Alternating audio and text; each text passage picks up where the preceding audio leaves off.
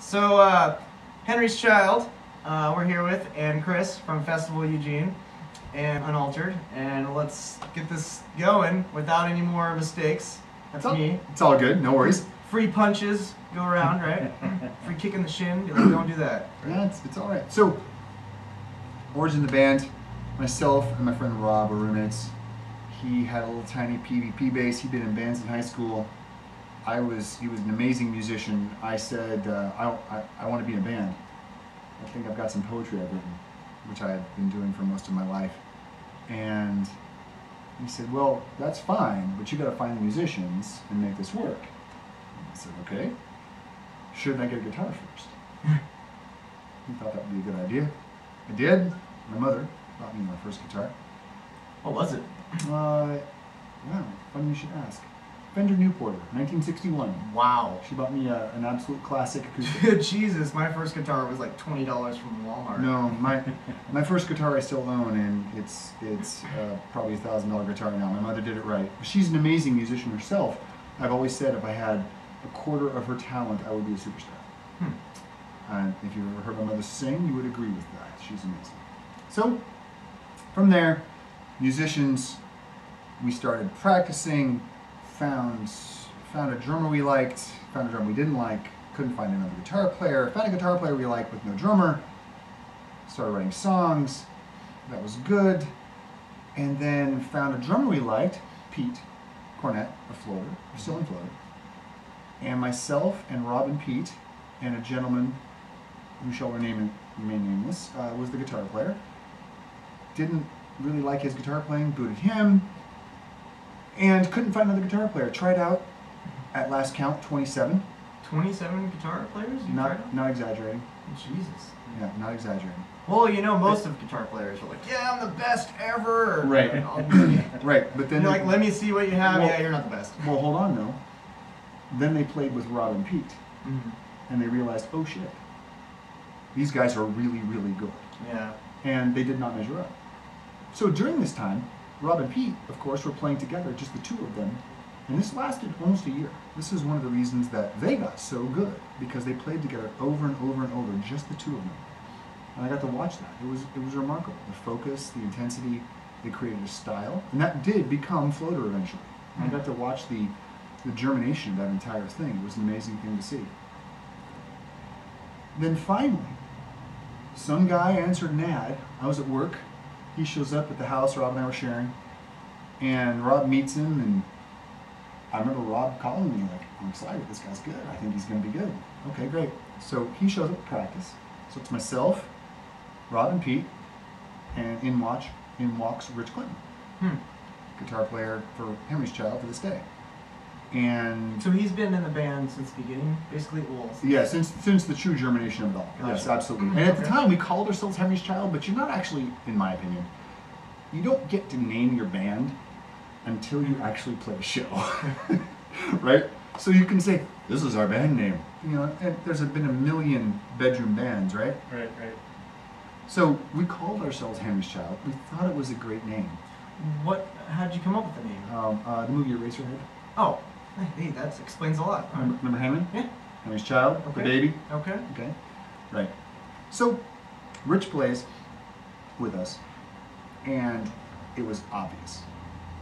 Just Rich is one of those moments where he plays and it just if you've not heard Rich play, he's amazing. Okay. And Chris is nodding because he's heard Rich play. Rich is amazing. So, literally during that time, we're like, oh my gosh. I walk outside, say goodbye to Rich, and Pete walks up and says, oh my God. This guy's incredible. We're all in. The next day, Pete calls me and says, I don't think I want to be in the 4-piece because Rob and I want to do a 3-piece. In the meantime, they took the old guitar player we had kicked out and brought him back in. Oh. Well, no, it's okay. I mean, remember, Rob and I were roommates at this time. Right. He told me this was going to happen. I said, okay, we can't find a guitar player. You just want to play. You want to have a guitar in the band. Okay, fine. And I knew Rob was an amazing singer. I knew that. It's all good. I didn't feel anything weird about it. But Pete telling me that, I was like, oh, crap. And immediately Rob's like, yeah, I know Pete doesn't want to play. I still want to play. I want to be in both bands. So now I have to go tell Rich we no longer have a drummer. Still a bass player. We have to try out drummers. So we tried out half a dozen drummers. and can't find anybody. We find a metal drummer, great guy, wonderful guy, but very straight ahead metal, but he could play. Mm-hmm. Most drummers, I hate to say, and I think most people know this, they can't. They think play. they can, but they don't. Can't. Yes. Well, it took long enough that Rob tried all these drummers. We get Dan, and Rob finally says, hey, this other thing is starting to actually work. Mm-hmm. I think we're going to call it Floater. And they played, again, this is with the old guitar player. Right. That we'd already kicked out. And great, now we have a bass player. We finally get a bass player. You wanted to hear this. No, you might have to edit all of this because it's just a is, long and wandering story. It's very intriguing because now I get the sides of two stories. Because Floater, in my opinion, was my favorite band until it became so popular. Yeah, they were fantastic. Oh, their first two albums are still. So this is like another story besides yours that I'm intrigued on. So continue, please. So now they start, and they're doing. Floater's going on. We're looking for a bass player. We can't find one. We can't find one. We can't find one. We can't find one. Finally, a friend of mine. At this point, at some point in here, I moved out. Rob and I found different roommates. Still good. Still friends. They're going on. And another friend of mine plays guitar. I say, okay, if you will play bass, if you will figure out how to play bass, because I knew he was a practice hound. He was a guy that was willing to play the same riff over and over until he learned it. Mm-hmm. Rich will write the bass lines. So he'll tell you what to play. You just have to practice it enough to actually play it. Right. And that was Chris Holm. He said, yes, he'll do that. And he knew he was taking on a serious project because he's never played bass. So good time Rich, to pick it up. Well, so Rich, much to his incredible credit, wrote all the bass lines. Literally. He's like, okay, play this. Picked up the bass. And Chris, to his credit, back then, we had no money, spent a bunch of money on a nice bass and a nice rig, to say okay, and then he practiced like a fiend until he could actually play those riffs. And our very first tape, Chris had been playing bass for 4 months. Oh wow. Yeah, seriously. Right. But it was so he was able to play those things just through sheer hard work. Right. Right? And some of those bass lines, if you listen to it, are pretty creative stuff. And that was Rich. Right? Okay. Here's the irony of the entire thing. We still couldn't find a drummer. We played one gig after Chris started playing bass with that drummer, and it did not go well. It was a bit of a train wreck. All right. The next day, Rich and I get together, and we're like, nah, we can't keep playing. So we then boot out the drummer. So we're back now to finding a drummer. I love the full circle of this. I get a phone call from Pete Cornett, Right. the drummer of Floater, right? He's like, Andy, I think I found a guy. Like, what do you mean found a guy? He was riding his bike down Washington Street. He heard someone playing drums in the house. Oh, boom. Well, he stops. He's like, huh. And he listens for a minute. Mm-hmm. And he's like, this guy's good. That's a great story. So he sits on his porch until the guy stops playing, knocks on the door, and says, I know 2 really good bands that need drummers. And you're good. Right. Hands over the phone numbers, my phone number. Mm-hmm. And I don't know who the other band was. I don't think it was 2 Minutes Hate at that time, but it was. They were also playing. And Jeff Riley, the guy who was on our Drink Me album, who is on our Mumbles and Screams album, who helped us get signed to Elemental Records. That was him. So Pete found us our drummer. And we played with Jeff the first time, and he was okay, until finally Rick said, you know what, let's just play, let's just ad-lib, let's play. Something that Rich and I do all the time, still. And Jeff immediately started playing. We saw the creativity. He was fantastic. So there's the origin story, and at that point, it became his job because we actually played a show. Right, yeah. You're not a band until you play your first show. Or record something of significance, at least right? record something. So I don't want to dominate this too much, but that's kind of No, the... So, and again, great Floater backstory. happened during this entire time at the same time, but Pete of Floater found us our drummer that completed our circle so we could actually launch Henry's Child. And then the members that you have now are not the same people though? No. Oh, God. Okay. He I wanted to hear the members' story. I was trying right? to get some ahead. backdrop on the band before they came over, and I was trying to like find a biography or as much information as I could, and all I can see is members changed like every year. So I was just curious. You know? Like one of those wiki pages with the chart that has the numbers. It's a big chart of like different members. You know what? I should actually have Rich email you. He made a serious chart. They played with someone who played with a member of Iron Maiden. Okay. At one point. So our whole family tree chart is really quite epic at this point. And it's amazing. Anyway, so back to, all right. So there we go. Those four, we play. We do our initial tape. That does well. We start to get popular. We play. We record Mumbles and Screams. A friend of ours who had some money, believed in us so much, he footed the entire bill. Oh. So our Mumbles and Screams disc cost, I think, about $8,000. Jesus. It's 1993, Whoa. Okay. So he footed this bill himself. That's how much he believed in us. That's a grip of cash right there. Indeed it is. And think about inflation, was about 20,000 now, give or take, right? So, anyway. I hope not. It's close. So, it was flattering. Got Mumbles and Screams out, started doing well, started going up and down the coast. And we realized we had outpaced our bass player, Chris. Wonderful friend, great guy. Love him to this day. And we needed a better bass player. So we looked around, realizing we had a little bit of cachet in the local scene, evaluated bass players in different bands, and picked our top three. We approached a bass player of a progressive band named Rain's Edge. The bass player was Tom. And took him out, because we were rich like that, right, to an all-you-can-eat spaghetti place. Because, you know, we had that kind of money, right, kind of cachet. And so said, hey, we'd like you to be the bass player for our band. And he tells the story better than I do. He says, okay, I played it really cool. Like, sure, let me think about it. And inside he said he broke into a cold sweat and wanted to just scream, yes, yes, yes!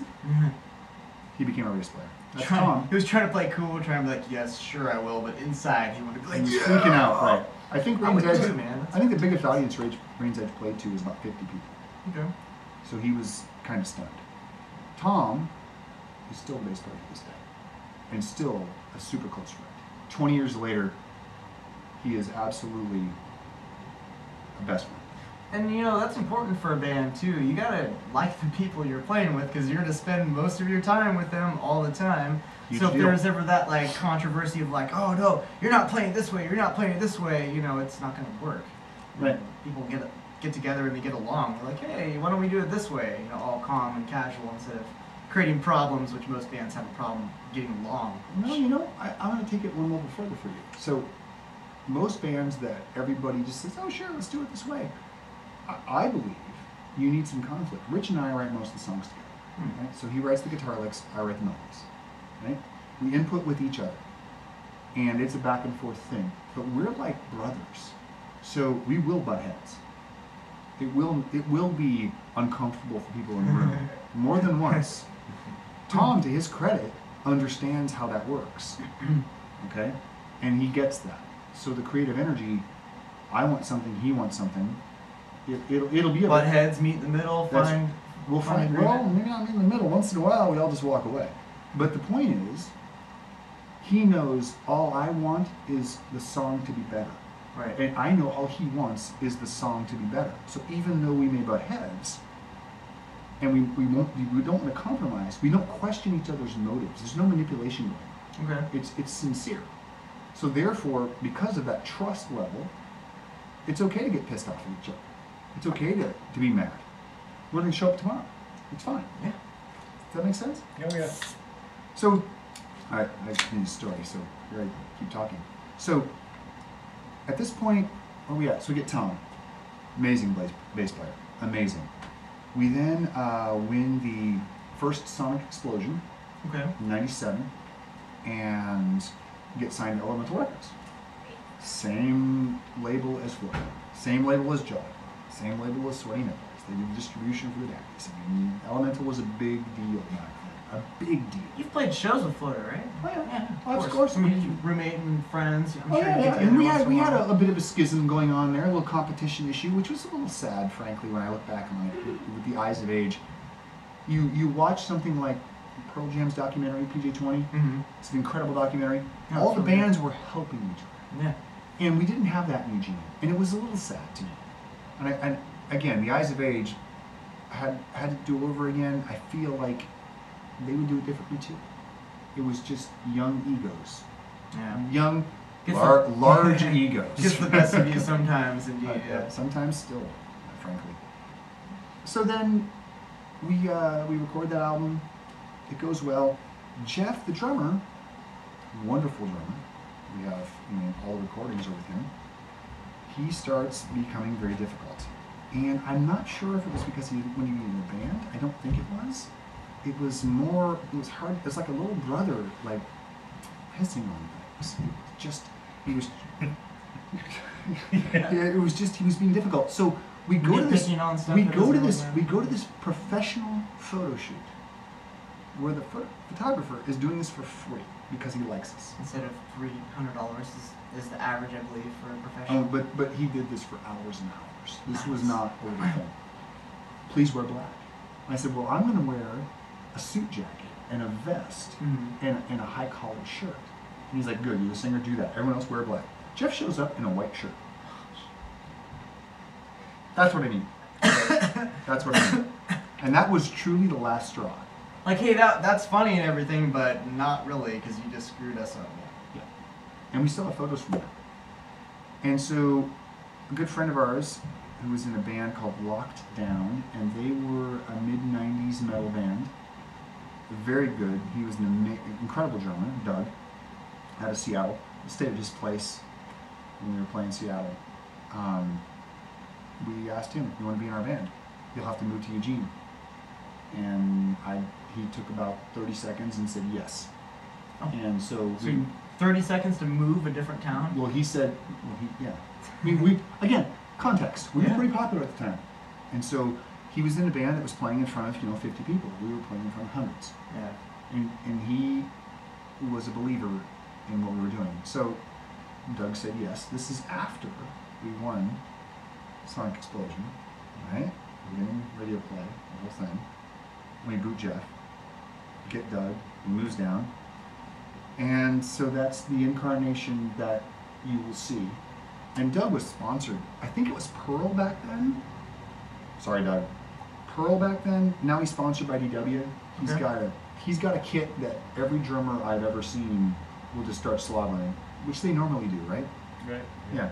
In So- any kit that's more than $1,000, I'm literally a pool and drool, like climbing over His, trying to. his, then you won't even slobber because your mouth will be dry. I mean, Yeah. his kit is something to behold, Yeah. and I mean that sincerely. I'm- It's really epic, and in a good way. He's because the best thing is he can play that kit. He's that good. I have this, I don't know what it is, but I think it's kind of messed up a little bit, but I do have a higher respect for drummers than anything else besides maybe singers, because they both bring something to the table that's not.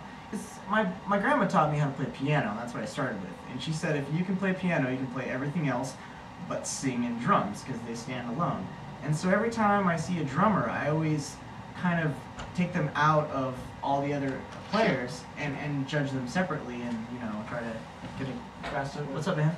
And I always think that drumming itself is the most spectacular thing, because it can make or break a band. Oh yeah. I mean, Right. guitar and bass, you can kind of like, if you make a mistake, you can cover over it, and Right. no one really notices. But if a drummer or a singer makes a mistake, instantly, boom, there goes your whole show. Thanks. Yeah. No, obviously. I'm sure you know that. I do. You're the singer, right? I am. Yeah. And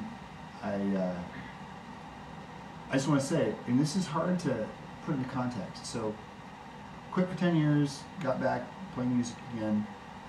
A friend of mine said he didn't even know that I was ever in a band. I don't know this guy. He played guitar, acoustic, sang. He was good. He was good.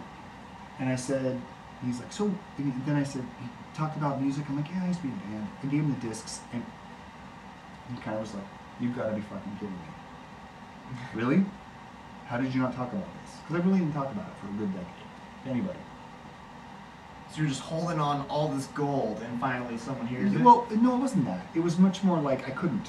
When you quit, I couldn't go back to it. I couldn't start it again because the obsession would begin again, and then that would draw me away from the rest of my life because it becomes your everything. Only an ideal focus the entire time, right? So, but I thought I'm at a point now where, okay, I can do it occasionally. Let's just do this. But I realized I had to play with Rich. So I'd seen him maybe twice in 10 years. Called him up and I said, a friend of mine wants to do an acoustic thing.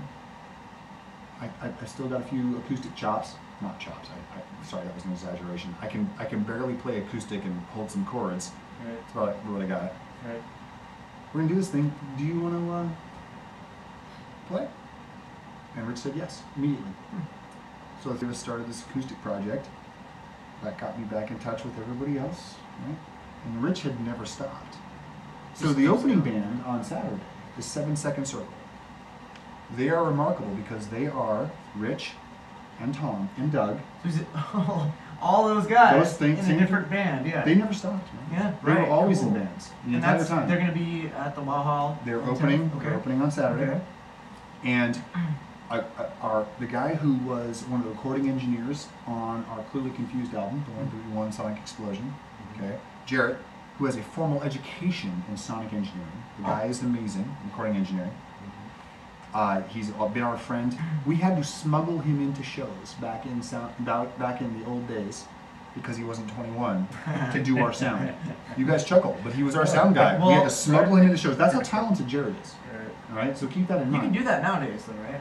I have no idea. I've seen bands that have like an underage person, and they allow them to come in and play, and then as soon as their set's over, they have to leave. No, he didn't play. Well, he was an engineer. That's yeah. a different thing. Okay. So he's running the soundboard. Right? They didn't like that. It was a weird thing. So, but that's Jarrett plays keyboards and guitar in this band. Okay. 7 Second Circle. And a great friend of ours from the very beginning when we first started getting popular in Salem, Brian, was in a band called Taxi Cab Floors. Hi, Brian. Taxi Cab Floors. He's going to see this, I know it. Taxi Cab Floors? That was the name of the band. Our first show in Salem, they were playing with us. Became a super tight friend of the band. And he is the singer for 7 Second Circle. They have synchronized video to every song. Yeah, that was good. Say it again. Wow. It was a low wow, but if you didn't hear it, it's a wow. So this is literally click track synchronized video. Rich has a degree in multimedia. Degree. So the video is no mean thing. This is a serious deal. And if you show up, I'll be in the audience. I'll be watching. And it'll be something to see. I promise you. So they kept doing that and kept working on that, and so I came back into this fold of people, and we did the Mnemonic Machines thing, which you got to see with Jung, right? Just to play hard rock again. Frankly, inspired by Soundgarden's new album, because you were talking extensively that night about it. Yeah, because we were stunned that guys in their late 40s could still rock, and it worked. Rich was saying, why don't we do this? And I said, well, okay. And we did. You're never too old to rock and roll, that's for sure. And did that for a while, kind of sort of fell apart.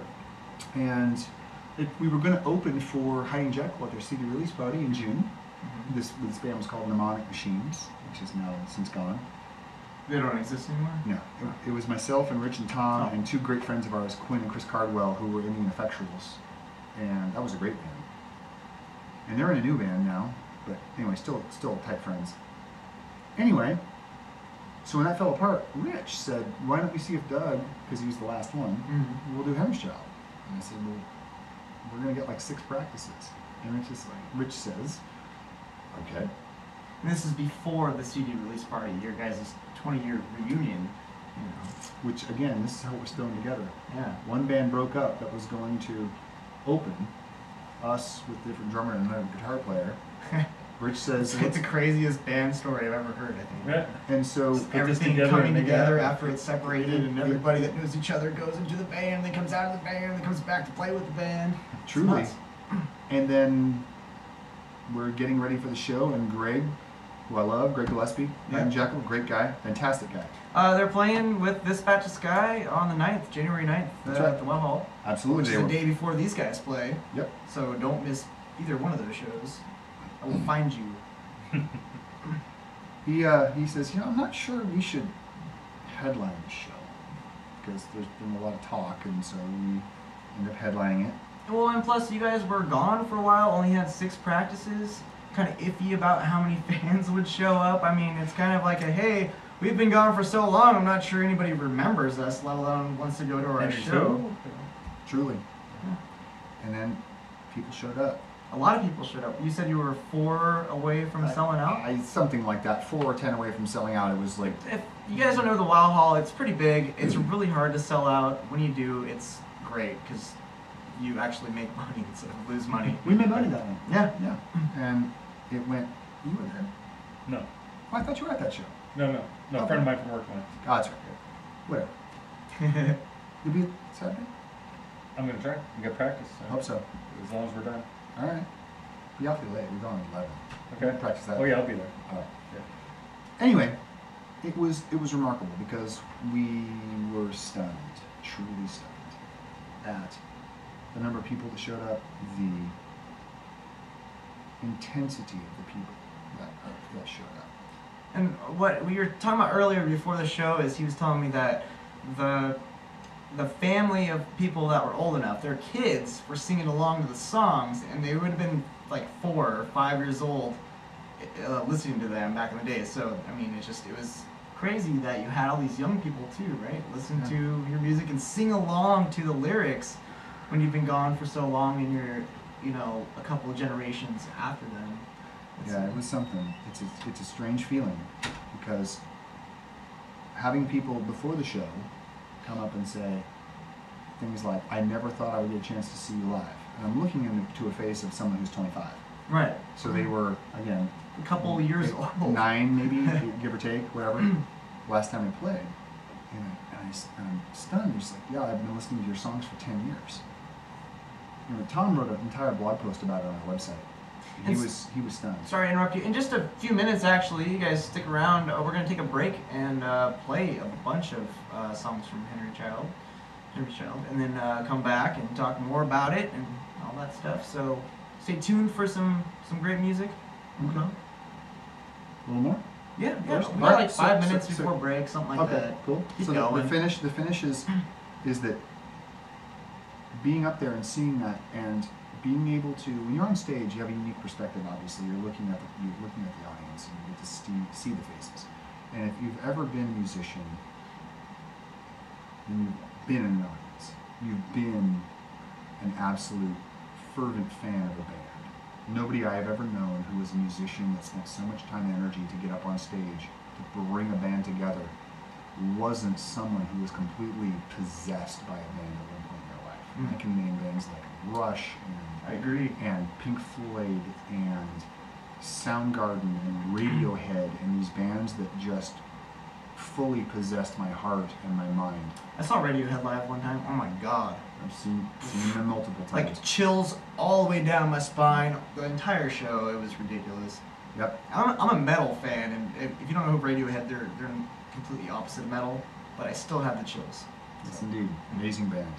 Tool and so many of All these those guys, incredible... Anyway, the point is, to look down and be able to see that from stage is something that is a rare thing to experience. But then, to get back up there 16 years later, 17 years later, or wherever it was and see faces that you didn't see back then, singing the words to the songs. It was truly affecting. I've always felt the most powerful thing you can do to somebody is to inspire them. If your art in some form or another inspires them to pick up a guitar, to pick up a microphone, to be on a drum skin, Yeah. whatever it may be. It's kind of like you did your job if you inspired someone else to do the same. Exactly. Yeah. So they're feeling something that touched them deeply. But with the perspective of time, age, looking back, I think there might be something even more, and this is perhaps would affect me now, is to realize music has a unique ability. I told you guys this. A a unique ability to timestamp your life. Yeah. There are bands, there are songs, there are moments of songs, good or bad, frankly. There's some bad songs that got stuck in my head too, right? Where whenever I hear that song, it sucks me back into that moment I was living, that time. It could be a unique individual song, it could be a chorus, it could be a band, if it was a stretch of your life. System of a Down got me through a stretch of my life. Every morning I woke up to do work at 6 in the morning. I actually would listen to System of a Down just to wake me up. There you go. Timestamp, that's what he's talking about. So any band, I mean, that has that effect on you, it's going to affect the band. And I'm as sure well. you had that effect on those kids who were singing the song. And that's what's because they grew up on those Right. with their parents. And that's what's mind-blowing to me, Right. is that we would sit there, I would look down, and and people would approach and talk about this, that it was, that our music affected them that deeply that they were time-stamped. That was stunning. And that's why in that moment, we were playing that show that we didn't know anyone would show up to, and instead we get that reaction from the stage. I said more than once, if we come and play again, will you guys come again? And everyone freaked out. Oh, yeah. And so that's why we're even playing this show. And after the show, when we're divvying up the money with the Hall and doing all the stuff you do, and I'm like, oh, okay. And the guy who books is like, when do you want to come back? And I'm like, I don't know. I heard it's pay to play. He's like, no, you're not pay to play. So, Wait, they didn't say that to you guys? absolutely not. Oh my god. Okay, so if you guys don't know, the WoW Hall, you have to pay, like, what is it, $1,000? I think so, something like that. $1,000 to book a gig there, and for them to not ask any money up front is, like, that's amazing. I've never heard of that at the WoW Hall, ever. That's confidence in. That's the ability to confidence. fill That's the hall, confidence in the right. band saying they're going to sell out every time they play a show. I think it's just because our audience drinks a lot. Well, They make profits and Right. It's I'm gotta just be. saying. Anyway, the point is, it was stunning. And so this show, whoever's listening, there's probably 3 people listening that were actually at the last show. One of them was my wife.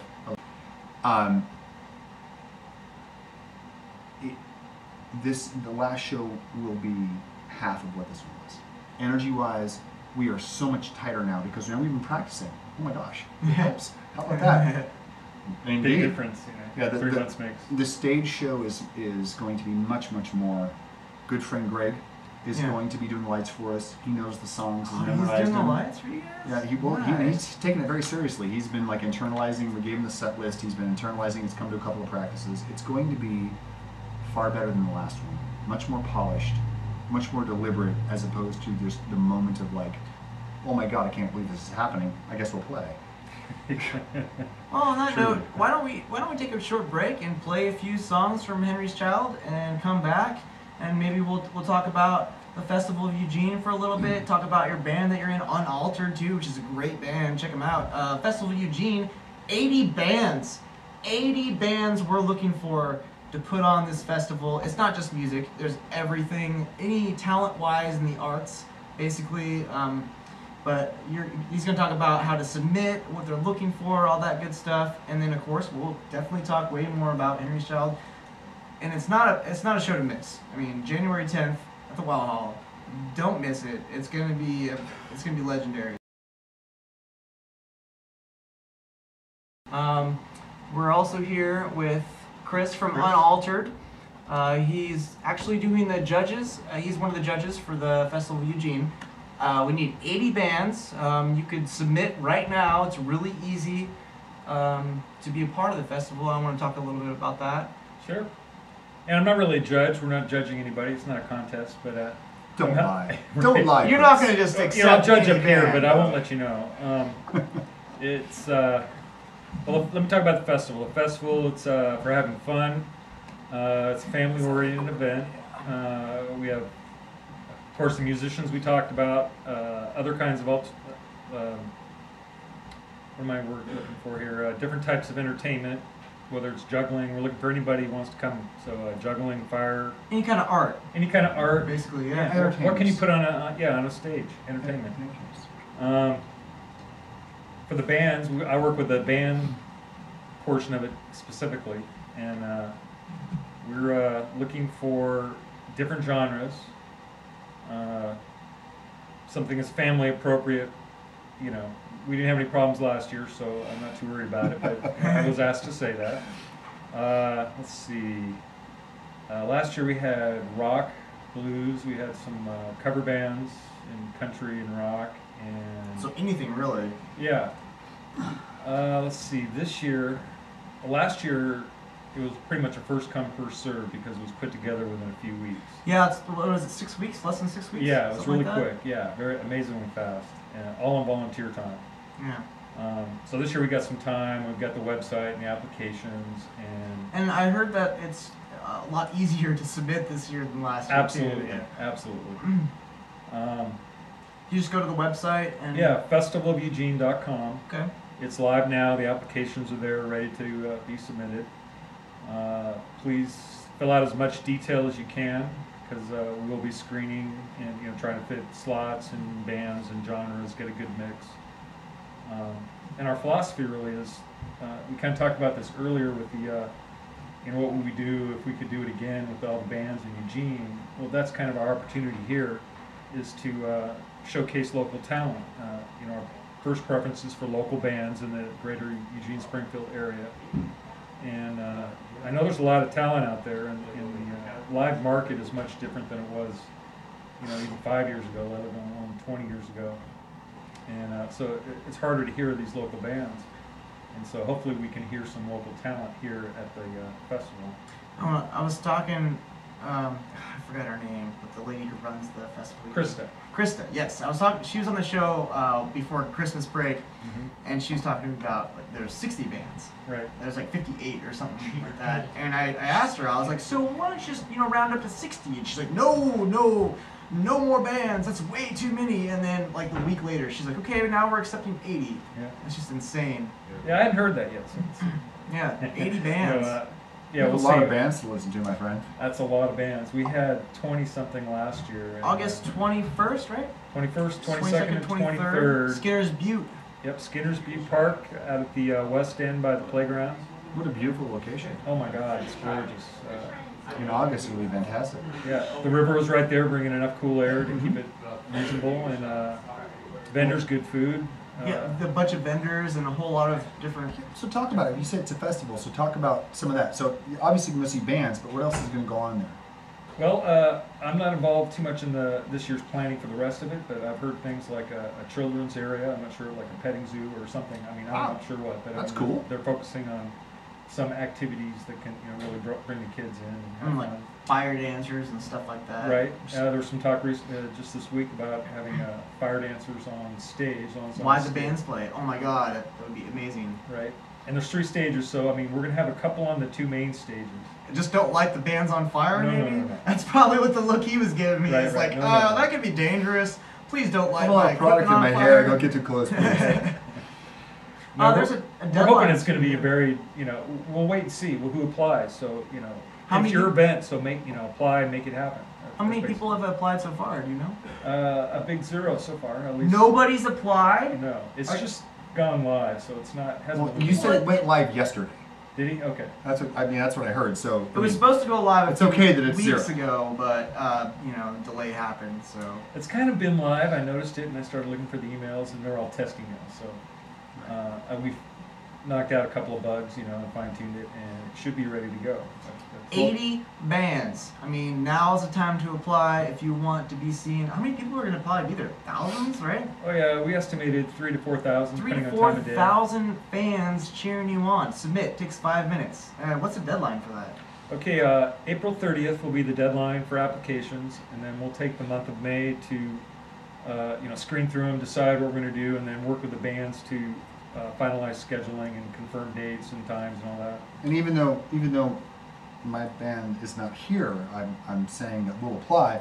Of course, Outstanding.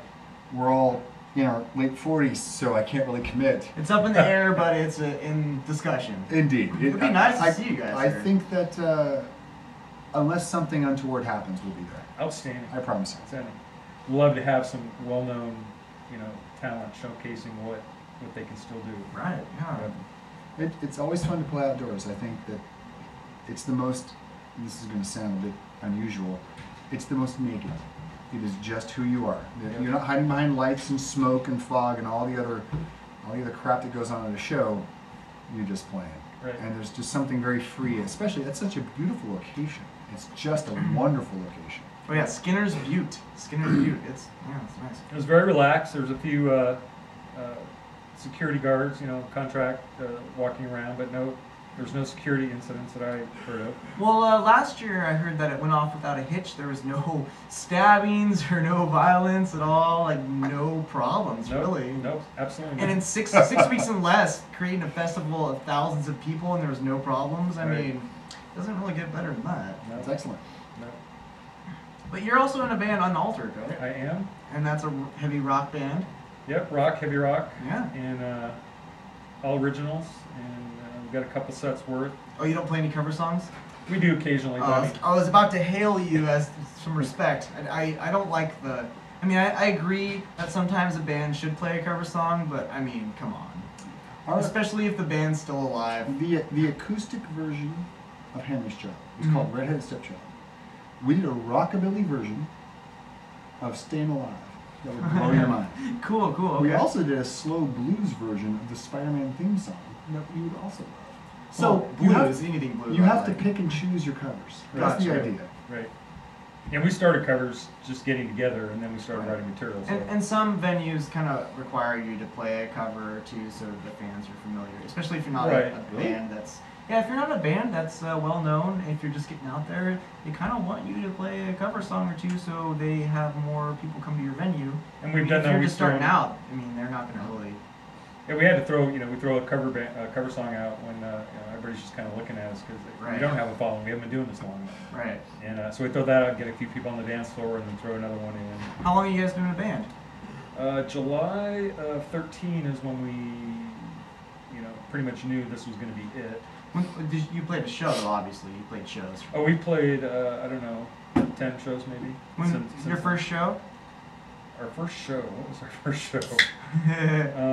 We played one iteration with Andrew before it became Unaltered. It was a few private people, but it's more of a birthday party, if I remember correctly. Was it? Yeah, it was kind of a demonstration for the I would say for the common drummer at the time. I remember. Yep, that was mnemonic machines at the time. Yeah. Mnemonic machines, yes. Mnemonic machines, yes. And then, God, I'm still trying to think. Oh, we played at Jersey's up in Junction City. It was all covers. I guess we had 3 originals that the drummer had brought into the band. And, There's your mistake. yes. The drummer brought originals. Yes. And they're nice. They're good songs. They're Are the they ones that really? we play the best. Yes. Really? Yeah, they're very tight. He's like you were talking about with you and Rich. He knows what's going to be in his head, and he doesn't exactly note for note say what you're going to play, but here's the main riff. Sure. And here's how I like this riff played, and he works with the bass player to get that sound, and then we have some room to make it our own. But Right. he's very he has in his head what he wants to play. That's nice. That's for a drummer. That's remarkable. And my style is completely different. I kind of have a feel of what it's going to be in my head, but I don't know until I want to see what the band's going to do. So it's 2 different styles of writing music. Very cool, very cool. I've yet to heard of Unaltered. Actually, it was like yesterday, I think, was the first time it was brought up. So we'll get you on air and everybody can hear you and stuff in the future. I'm excited. Any rock band in general, look out for. Do you have a show coming up or anything? Nope. We have Tiny's has asked us to play, but we haven't heard back yet, so we haven't confirmed Tiny's the is date. pretty tiny.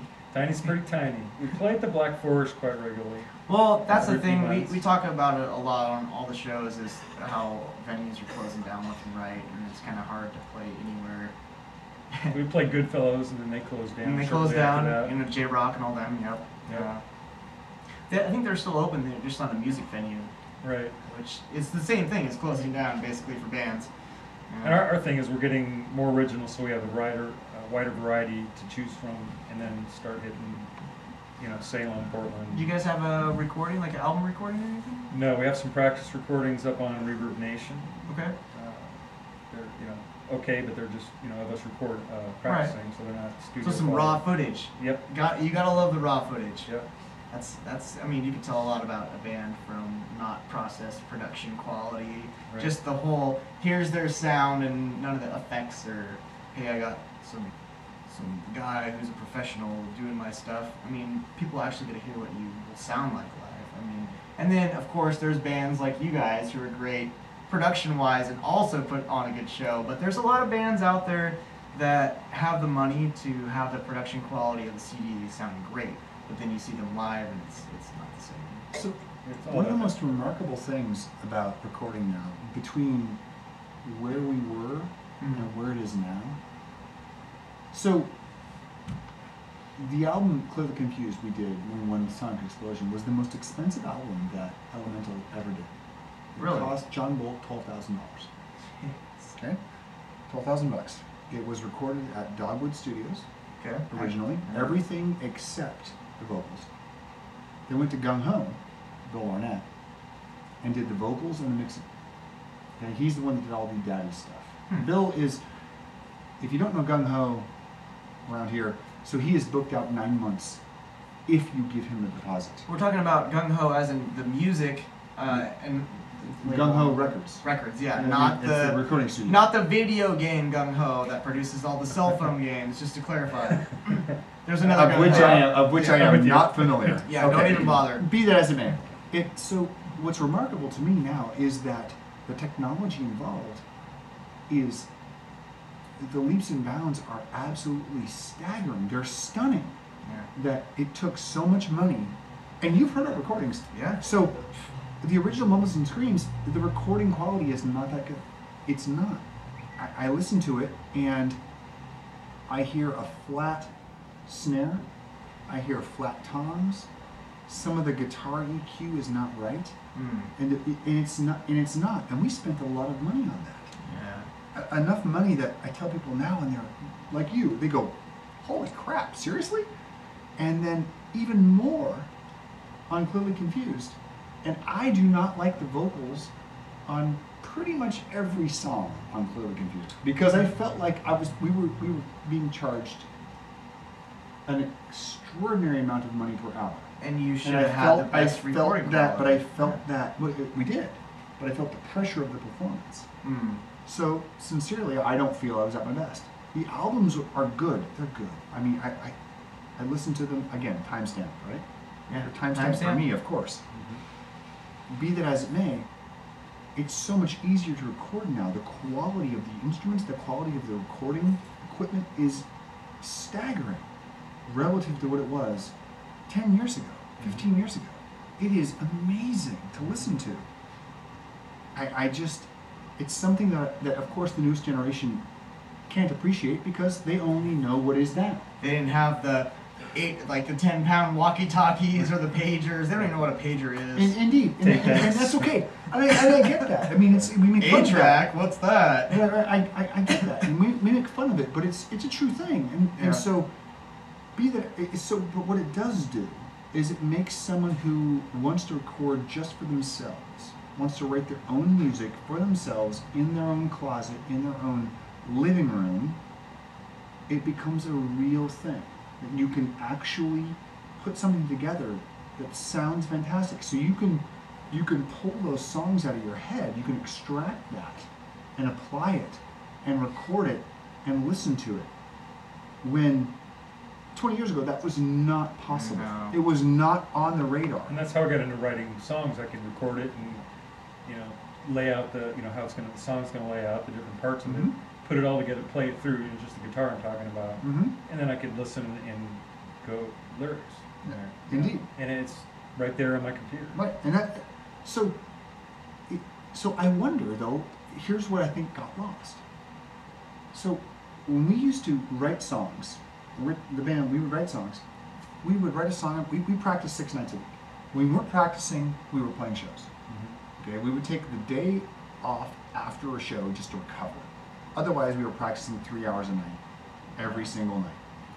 And You lose the fuzz too. I mean, if you play too much, you don't have like the drive. As me as a musician, like when I want to play, I get that feeling like, oh my god, I gotta rock out right now. But if you play every day, you're not gonna have that same feeling of oh, I have to play right now. I have to feel that music. Indeed, what we felt back then was, it was a very, very small building block. Like you were laying small 3-inch layers of concrete. So we would practice. We would come up with a riff, come up with a melody. This is good. We'd practice it and practice it and practice it. The next day we would do it again. The next day we would do it again. Next day we would do it again. And by Friday, when we're playing a show, you know what? Let's play a song. Right. The lyrics aren't done. The chorus is finished. We like the bridge. It might change.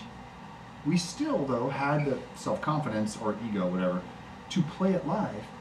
And so Without that being song, finished. indeed, he did it all the time. And Like we kind of got this almost there. I would say to the it's audience all the close time, enough. you guys want to hear a song we haven't finished yet? And of course they'd freak out. And so we'd play it. Yeah. And we did that constantly. What that let us do, though, was to cut our teeth and to cut the song's teeth, most specifically, in front of a live audience. So the arrangement, oh, it's too long. I can tell by the reaction it's going too long. So you can finish your song by the crowd's reaction Indeed. of you playing rock. Indeed. Yeah. So if we had access to the recording equipment that we have now, I don't know that we would have done that. We might. I'm serious. We might have recorded the sounds true, song, yeah. and we would probably listen to it back, and then listen to it again, and listen to it again, and like, oh, let's change this, let's change that. So the dynamic of the song, the dynamic of the creation of the song, would actually be physically, sonically, mentally, and emotionally different. It's very interesting too. And I'm not just saying that. That's a fact. No, yeah, It yeah. would be different because Rich and Tom and Doug and Jarrett and Brian have created an album. They never played a single song live. They created all of these songs. Not a single one of them was played from beginning to end for any sort of audience. Not even a single audient. Not a single person has heard these songs. It's a completely different creation mechanism from what we did back then. And I think that's part of what has changed in music, is that you don't get the chance, and I'm not sure which is better. Someone could say to me, Dark Side of the Moon was created in 9 months with Alan Parsons, by the way. Alan Parsons was the engineer. I don't know if you know that. Dark Side of the Moon, yeah. Yeah. 9 months. In the studio only, not a single song played live. Perhaps the greatest album ever recorded. Certainly in the conversation. So that's the way you should do it. Right. Right? But that's not how most albums are done. Yeah. 2112 by Rush. They walked in. Live. They walked in. They recorded the entire thing in Live. less than 10 days. Okay? It was done on the fly, by the seat of their pants, recorded, finished, done, by. Right. So, what is better? The point is, I really think that most music recording and songwriting has changed. It's now really shifted toward the studio, again, because it's so accessible and so inexpensive and so amazing. I understand why. So now this live feel that so many bands were able to achieve, this incredible intensity that was a crowd reaction, I won't say it's been lost, but it's certainly been minimized over time. Right. And again, this is just my 2 cents. Right. Nope, I completely agree 100%. I've been to like 500 shows, and actually my 500th show will actually be January 9th at the Wall with this much guy, Heidi Jekyll, and blah, blah, blah. But I've been to enough shows to where I understand that completely. Like, you won't even know. And I agree that I think that bands should maybe take a little bit of partay in both. Yeah, like, hey, let me test this out. Let me test the waters with this live show and play this song we've been working out before we hit the studio, because not just because you think it sounds great and it sounds good, produced, doesn't mean that your fans will like it. So, I mean, it's always good to have that extra, the people that are listening to your music and buy it and support it. Be like, hey, we're working on a new song, this is live, no one else has ever heard this, boom, let us know if it rocks. Oh, and by the way, it's not even finished. Right. Yeah. We trust you guys enough, and we trust ourselves enough. We're going to play you an unfinished song right now. We might jam on this for 10 minutes. What do you guys think? And of course they listen. They want to hear this. Right. They want to hear the first edge of this. Because that truly is the cutting edge of songwriting. Let's just play you something we're working on. What a great I mean, what a great moment to share with an audience, right? So talk about exposing yourself completely. We don't even know if this is good. We're not sure yet. Please tell us if this is good, because we don't even know yet. All right, how many people are here now? Exactly. Yeah. And anyway, I don't see bands doing that anymore. And what I also don't see is, I always thought this was a great idea since I was a little kid. Why don't bands play the same songs every show, but play it different? I mean, Ooh, just to switch. harder switch it up. than you think, my friend. It's extremely difficult, but I mean, it's more of a challenge. It's a fun thing. Like, Tool hey. did that actually with Push It, right? They Okay. did that. They had 3 different versions of Push It. Oh yeah. Okay. And so and so it. But how difficult would that be to do every show? It'd be very difficult. But Grateful also, Dead I mean, mastered that. Well, that's because they were so stoned. They never played the same Well, twice. there you go. That worked. I've always wanted to experience a live band that all the members of the band are multi-instrumentalists, and say after every song that they switched. Like the drummer goes to the guitar and the guitarist goes to the vocals, and they switch after every song and do the same thing too. That would also be extremely unique way of That's a presenting good idea. live I might try performances. that. So imagine Nirvana doing that. Imagine Kurt Cobain playing drums, and then It'd be different. Dave Grohl. Dave Grohl playing. Same song Guitar. but played different, in a different way. Which he does. Plays guitar, sings. That's what I mean. Yeah, of course. I love the quote by Dave Grohl. So why didn't you do any songwriting in Nirvana? Why didn't you do that? And he's like, well, I was playing with Kurt Cobain. Yeah.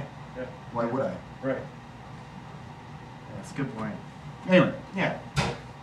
Just, it was, I think as a fan, I'm like the biggest music fan out there. If you're a bigger music fan than me, come to my house and punch me in the balls. For real. And I expect you to do that. But on a different note, continuing our conversation. indeed. Yeah. What else did you like? So Floater Indeed. and you guys, And good friends. They good kept friends. going. You guys were gone for so Indeed. long, came back, Many years. and you're playing a show Indeed. January 10th. Indeed. It'll be good. Do you have anything else after that? You guys, I know you said you guys didn't hear this, but we were talking about how they're not sure what's going on in the future. But I was wondering if you guys were gonna keep playing and keep producing music. Do you want to record a new album or? Wow. So, great question. I will say that when Rich and I get together writing songs, I don't know, Rich and I have written 150 songs together, literally, and I think 100 of them are recorded. So writing songs isn't difficult for us. We have that thing, that connection, and it's hard to describe unless you've ever written songs with somebody. He and I have a connection that is transcendent in my mind and in my soul. It's so easy with him. The connection every musician looks for in other bandmates, pretty much. Truly. Hard to find. Whether it's acoustic stuff, we did an acoustic project called Memory of Green with a world-class cello player, Dale Bradley, who was first chair in the Eugene Symphony. It is all original, 3-part harmonies on every song, 1 acoustic guitar, 1 cello, 3 voices. And we recorded 9 songs. There's a website. It's remarkable. What's the website? Memory of Green. Memory of Green. Look for that. Memoryofgreen.com, I assume? Yeah, just Google it. You'll find Just it. Google Memory of Green. And be that as it may, it's just writing songs is that easy. We do it. It flows very easily for us. Okay. So we've talked about writing new stuff, but it's kind of a commitment. It is. So again, this very easily and very truly and very sincerely could be the last show we ever play. Right. We've all talked about it. We all know it's quite real. Hearing that we might play the Eugene Festival just might keep us together long enough to play one more show. And I don't mean that in any facetious way. I'm serious. No. And we might play another Wow Hall show in April, May, June, July-ish. I don't know. It's going to depend on people showing up Saturday. Yeah. You know- So what you're saying is this could be the last show. Yep. You don't know for certain, I know. but if you do like Henry's Child, you've heard the music. There's more that's just as good or even better. They're playing on the 10th. What time does the show start? think doors are 8:30. First band is at 9. Get there at 8. Make sure you get a good spot. You know, get a buzz ahead of time.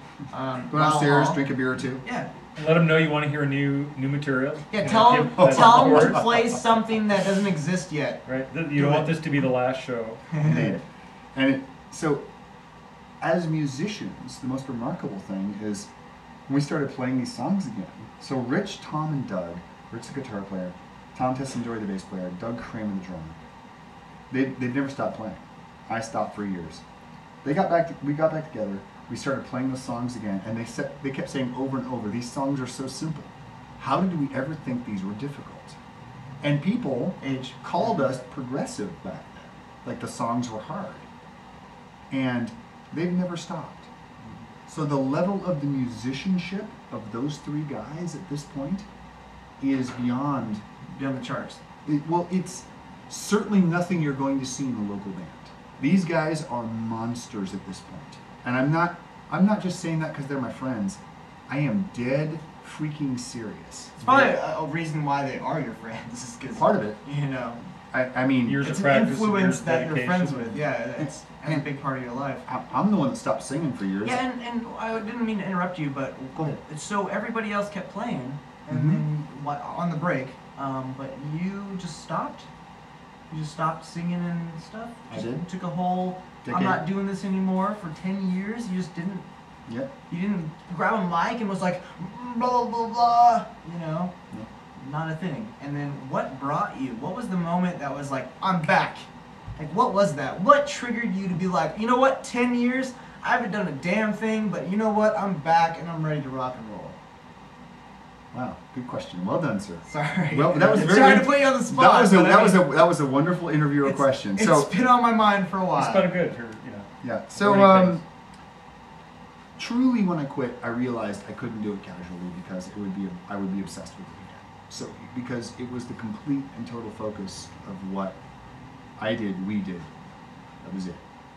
And stepping away, it was not something I could do casually in a cover band on the weekends. I was not going to sing 80s cover songs, you know, to make $500 on a weekend. Right, I couldn't picture that. Yeah, well, I can get those notes. Anyway. No, I meant I personality. I'm kidding. So, so it became this, I couldn't do it at all, and I realized that. So it took a very casual reintroduction for me to self-examine and realize, okay, I think I can do this and not be completely obsessed with it. I could be, for lack of a better term, a weekend warrior, to be someone who could do this as a focused hobby and enjoy it. Was that part of you stopping? Was being too obsessed about the music to where No, you had to stop? no, it was, that's a story I don't want to tell right now. Oh, it's fine. It's fine. Yeah. But when my friend Thad said, "Hey, you're in this band. Wow, you were amazing. Wow, that's incredible. Let's play some acoustic music and then we'll write some songs together." And remember, Thad could play. He was good. I was like, I took a little moment to go, I can do this. I think I can do this casually, and not be completely like 6 days a week hyper focused all about it. There goes my life. Exactly. Kind of thing, Quite yeah. literally. Yeah. Quite literally. Yeah. And I called Rich, and he said, play it once a week with these guys acoustically? Sure, I'll do it. And I was like, all right. And that was the beginning, and it's very slowly ramped up from there. It's still casual. At the most, the music is played once a week. I might focus on other stuff during the week, right? Right. But it's hard to explain to people who haven't done it. It was absolutely everything. It was, again, 6 nights a week. Hours a night. We would, writing a song, we would play the same riff, the same section of a song for 2 hours. So much that you want to throw up every time you hear it. Right. But That's the hardest thing with a band. Is but when you're done, but the beautiful thing was getting past the point of wanting to throw up, and then it becomes part of you. And then it's really truly part of you. And maybe that's the problem we have with a lot of bands these days, is they can't get past the, I'm so sick of playing this, okay, here's a song I played a million times live. Okay, I'm gonna play it. Blah blah blah blah. Right. But if you get past that, like you said, like that could be like, hey, I'm still doing this. I don't care. I played this like fucking 12 hours. But see, again, I'm gonna go into the level. So you keep saying that, but it's not that. If you own it, if you own a song that you've written, and I mean own it is part of you. You are expressing either a moment, a thought, a feeling, combination of all of those things you. into that song. It is you. And I'll go to a great example that gets used over and over. Metallica still plays Seek and Destroy live. Mm-hmm. Those guys have probably played that song 10,000 times at least. And every time they give all of themselves to it. Right. Because it is part of who they are. Alright? It is part of who they are. Rush plays Fly By Night. And I'm taking really old bands because I'm taking bands that played these songs thousands of times. Yeah. And they give themselves to it because they understand the seed of that has grown to become, it's no longer separated from themselves. We actually, alright, this will be, well, it's an hour and a half, no one's listening now. So we have a song that we weren't going to play. It's called I Will. And we were coming up with our set list. And we're like, oh, let's play these songs for that June show. And I Will was not even on the table of songs we should play. Right? It doesn't even. It wasn't the set list. It wasn't even in the, it wasn't in the top 10. We were not even considering the song. Gotcha. And so we were going to play the songs we thought encompassed what we thought was unique about us, our sound, the timeless part of what we had done. Songs like Warm, songs like Flicker. Warm's on that little list of yours. Oh yeah, we're we're actually gonna take a break in a minute and play a few more songs, and then wrap it up. Of course. So these songs have a timeless feel. The way they sound, no one has ever sounded like them, and we're proud of that. Right. So that was going to be our set. And then Brian of 7 Second Circle, who's opening, basically said, "You're not playing I Will? You guys are fucking stupid. That was one of your most popular songs. You don't remember, do you? That was a song everyone's screaming, I will!" And like, the crowd was all up in that. Right. And we were like, I remember thinking, oh, I think he might be right. And we played it live, and the intro of the song is very quiet. It's very quiet. I don't have, but I will. And Rich played the riff, and I went, I don't have. And the entire audience went, but I will. Nice. And we went, so and all of us went, holy shit. Right. Just hand out the mic to the crowd and have them sing it for you. And now, I don't know the words, but my fans do. And that is the song we're now opening the set with. And it wasn't even on the docket. Yeah, so again, you guys weren't even thinking about playing it. It's perspective, right? Again, you lose that. Yeah. Anyway, but it's part of us. That song still, I wrote every word. We wrote the entire song together. I know it. It is playing it again live. I'm like, it is a great song. It might be slightly dated. The back half of it's very heavy, very stompy, very like mid-90s heavy. But it doesn't mean it's not that good. It's definitely a timestamp song. Right. Right? Right. Yeah. So, I think I might be done. Well, you should send me I Will. I don't have I Will. I know, But on purpose. now on purpose? On purpose. What if it was for my secret stash and not to put in the radio? Because I have stuff that I don't even put on the radio. You show up tomorrow, my friend. Or I'll put you Saturday. I'll put you on the guest list. Okay. Even if your lovely bride, girlfriend, fiance, yeah, she can't be there. No. I'll probably show up for the first 4 songs. Okay. Just the first 4. And I will be. I'm just saying. And you be like, these guys are okay, and you can walk out. Bullshit. I guarantee you, I show up to your show, and the whole time I'm like, yeah. You know. I think you might. I'm doing the drums on the side of the ceiling. And I want to say one thing, and I have to say one egotistical thing while I'm here. There's no front man around here right now like me. Okay. I promise you both that. No, I've seen you at least. That was in a practice space. Yes, right. In front of like and it was 12 nothing people. I've ever seen. Right. But you put everything into it, and it was fantastic. Every ounce of what I have will be left on my stage. I promise you that. I'm not gonna miss it. There's no way I'm gonna miss it. I promise you that. And I've never heard you before that. Yeah? Yeah, I'd never heard of Henry's Child before I will that night. I will skateboard from here to the well All right. if I have to. Deal. Make it. It's a deal. Even if I get in trouble, I will do it. You'll enjoy it. So I will be there. Thank you, my friend. Yeah, we're going to take a short break and play 2 more tracks, come back, wrap it up, and thanks everybody for listening, and we will be back in just a minute. Okay. Really? Yeah. Peace. Henry's Child. Put on headlights. That's Yeah, actually the one I put on, yeah. Nice. You haven't heard this? This is, if I didn't cuss in this song would have been the radio hit. But I cuss. I just love to play. I gotta pee. Oh, fuck it. Oh.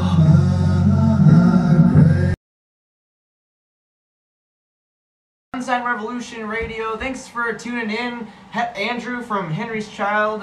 Just an amazing band that you should see live. Wow Hall, January 10th. We're going to say 8 o'clock be there. You know, doors don't open till what, 8:30? 8:30. Be there at 8 o'clock so you can bullshit, drink a beer beforehand, you know, all that good stuff.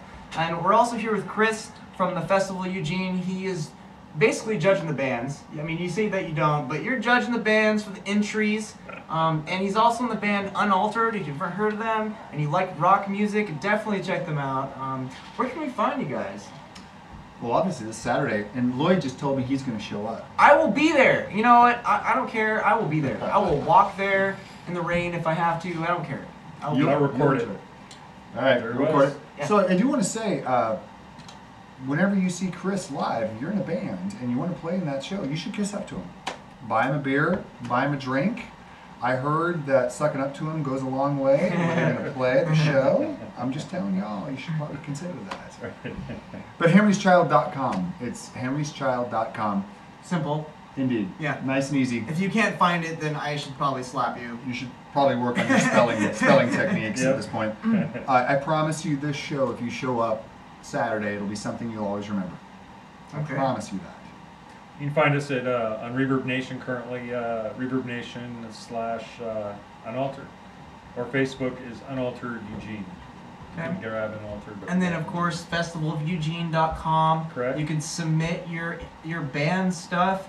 I mean, 80 bands we're looking for in the Oregon area. Just submit it. Who knows? You might think you suck, but they might think you're great. So We'd love to see links to your music, especially videos of you playing. We're looking for stage presence. We're looking for all kinds of local talent, so don't be afraid to apply and show us what you got. Yeah. We want this community to thrive and recreate. I just want to say thank you, Lloyd. yeah, of course. Yes. No, I mean- thank you guys both Yes, for coming on the thanks. show. Henry's Child in the house, and Chris from Unaltered. Yep. Thank you Good to guys see so you. much for coming out. You know, it's been a pleasure. It has. Thanks you guys for tuning in. We will see you next week with Black Hair.